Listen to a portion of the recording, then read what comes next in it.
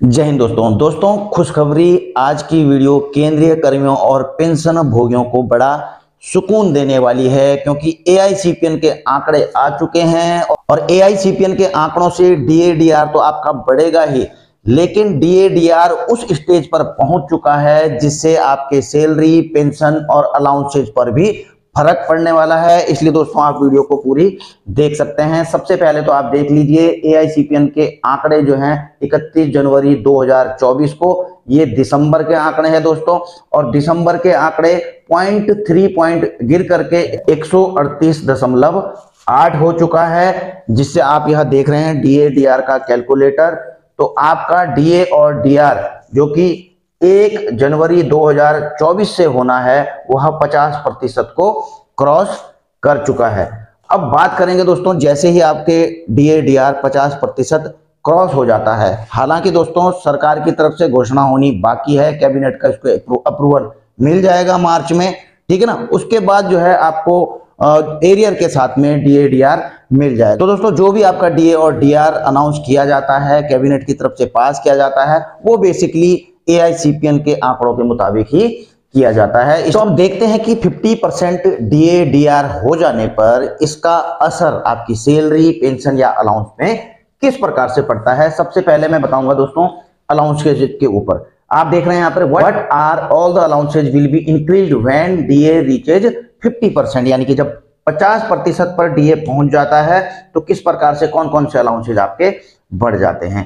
पहला तो आप देख रहे हैं दोस्तों एचआरए, हाउस रेंट अलाउंस, फिर children education allowance CA, special allowance for child care, hostel subsidy, TA on transfer, transportation of personal effect, gratuity ceiling, dress allowance, mileage allowance for own transport, daily allowance. और ये किस प्रकार से बढ़ते हैं आप यहाँ पर देख सकते हैं। जैसा कि एचआरए है XYZ अलग अलग टाइप की सिटी में एप्लीकेबल है। पहले 27 था, 18, 9, तो इस प्रकार से बढ़ करके इतना हो जाता है ये, ठीक है। हॉस्टल सब्सिडी आप देख रहे हैं दोस्तों प्रेजेंट में 6750 है, लेकिन 50% हो जाने पर यह हो जाता है 8437 रुपए। उसी प्रकार से जो चिल्ड्रन एजुकेशन अलाउंस मिलता है दोस्तों अभी जो है 2250 रुपए पर मंथ है, जो बढ़कर के जो है 2812 रुपए 50 पैसे हो जाना चाहिए। उसके बाद special allowance for child care पहले 3000 रुपए था,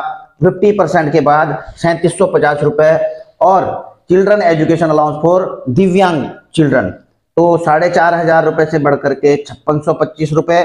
और जो मैक्सिमम जो ग्रेचुइटी सेलिंग है आपको पता ही अभी 20 लाख रुपए है, लेकिन 50% हो जाने पर डीए 25 लाख रुपए हो जाती है। और ये 7th पे कमीशन की रिकमेंडेशन है कि निश्चित रूप से ये वाले अलाउंसेज आपके 50% क्रॉस करने पर बढ़ने हैं। 25% पर भी है और 50% पर भी है। अब बात करेंगे दोस्तों सैलरीड और पेंशनर्स के लिए। जैसा कि आपको पता ही है कि जो 5वां पे कमीशन था उसकी रिकमेंडेशन के मुताबिक उसको लागू भी किया गया था कि जब डीए और डीआर 50% क्रॉस कर जाता है तो 50% को बेसिक पेंशन और बेसिक सैलरी के साथ मर्ज करे जाने के लिए 5th पे कमीशन ने अपनी रिकमेंडेशन दी थी। और दोस्तों 2004 में सरकार ने 5th पे कमीशन की रिकमेंडेशन को इंप्लीमेंट भी किया था, यानी कि जब महंगाई राहत 50% क्रॉस कर गई थी तो उस समय जो है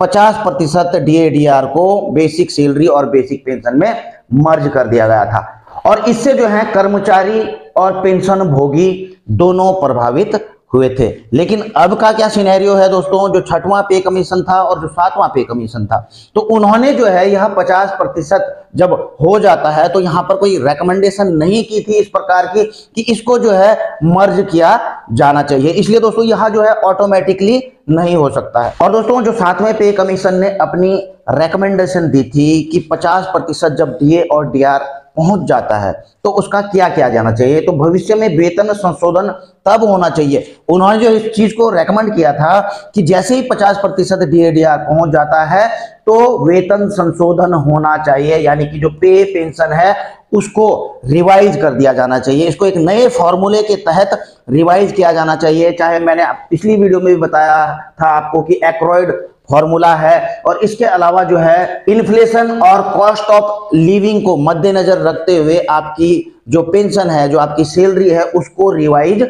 किया जा सकता है। यह 7वें पे कमीशन ने रेकमेंड किया था और तत्कालीन वित्त मंत्री अरुण जेटली जी ने भी जो है संसद में इस चीज को रखा था।